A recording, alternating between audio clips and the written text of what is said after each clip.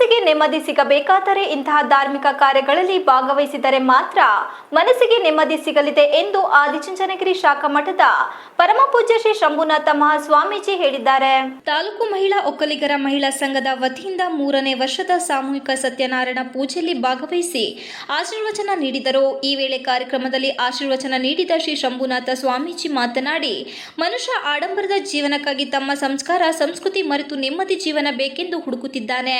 ನೀವು ಮಾಡಿದ ಪುಣ್ಯದ ಕೆಲಸದಲ್ಲಿ ಭಗವಂತನನ್ನ ಕಾಣಬಹುದು. ಸಾಮೂಹಿಕವಾಗಿ ಧಾರ್ಮಿಕ ಆಚರಣೆಗಳನ್ನು ಆಚರಿಸಿದಾಗ ಯಶಸ್ಸು ಕಾಣುವುದರೊಂದಿಗೆ ಈ ರೀತಿ ಸಾಮೂಹಿಕ ಸತ್ಯನಾರಾಯಣ ಪೂಜೆಯಲ್ಲಿ ಭಾಗವಹಿಸಿದಾಗ ನಿಮ್ಮಲ್ಲಿ ಪರಸ್ಪರ ಅನ್ಯೂನ್ಯತೆ ವೃದ್ಧಿಸುತ್ತದೆ ಎಂದ ಅವರು, ನಮ್ಮ ದೇಶದ ಪರಂಪರೆ ಸಂಸ್ಕೃತಿ ಉಳಿಸಲು ತಾಯಂದಿರು ಇಂತಹ ಪೂಜೆ ಪುರಸ್ಕಾರ ಮಾಡುತ್ತಿರುವುದರಿಂದ ನಮ್ಮ ದೇಶ ಸಮೃದ್ಧವಾಗಿರಲು ಸಾಧ್ಯ.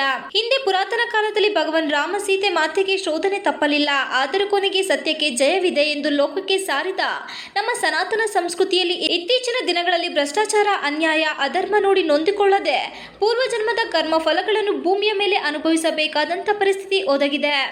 ಆದ್ದರಿಂದ ಪ್ರತಿಯೊಬ್ಬರು ಭಗವಂತನ ಆರಾಧನೆಯಲ್ಲಿ ತೊಡಗಿಸಿಕೊಳ್ಳುವುದರ ಜೊತೆಗೆ ಸಂಸ್ಕಾರವುಳ್ಳವರಾಗಿ ಜೀವನ ನಡೆಸಬೇಕು ಎಂದ ಅವರು, ನಮ್ಮ ಪೋಷಕರು ಕೇವಲ ನೀವು ಮಾತ್ರ ಇಂತಹ ಪೂಜೆಗಳಿಗೆ ಭಾಗವಹಿಸಿದರೆ ಸಾಲದು, ತಮ್ಮ ಮಕ್ಕಳನ್ನು ಸಹ ಇಂಥ ಧಾರ್ಮಿಕ ಕಾರ್ಯಕ್ರಮಗಳಿಗೆ ಭಾಗವಹಿಸುವಂತೆ ಮಾಡಬೇಕು ಎಂದರು.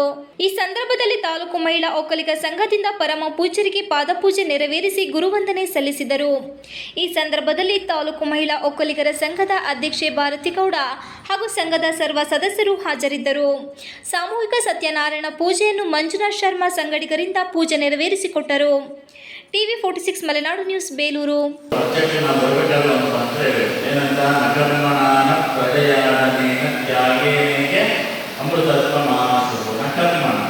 ನೀನು ಕರ್ಮ ಮಾಡಬೇಡ, ಪುಣ್ಯವನ್ನೇ ಮಾಡು.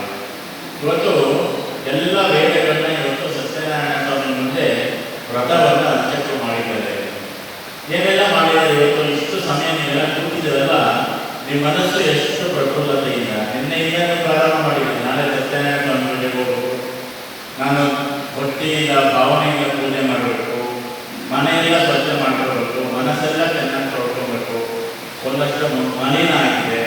ಸ್ವಾಮಿ ಕಥೆಯನ್ನು ಕೇಳಿ, ಸ್ವಾಮಿ ವ್ರತವನ್ನು ಮಾಡಿ, ಭಗವಂತನ ದರ್ಶನವನ್ನು ಮಾಡಿ ನಾವೊಂದಷ್ಟು ಪುಣ್ಯವಂತರಾಗಬೇಕು, ಪುಣ್ಯ ಸಂಪಾದನೆ ಮಾಡಬೇಕು ಅಂತೇಳಿ ನೀವು, ನಿಮ್ಮ ಮನೆಯವರು ಮತ್ತು ನಿಮ್ಮ ಸ್ನೇಹಿತರು, ನಮ್ಮ ಜೀವನದ ಸರ್ವಜ್ಞರು, ಎಲ್ಲ ಹಿರಿಯರು, ಶ್ರದ್ಧೆಯ ತಾಯಿಯರು, ಪ್ರೀತಿಯ ಮಕ್ಕಳು ಎಲ್ಲ ಒಟ್ಟಿಗೆ ಸೇರಿಕೊಂಡು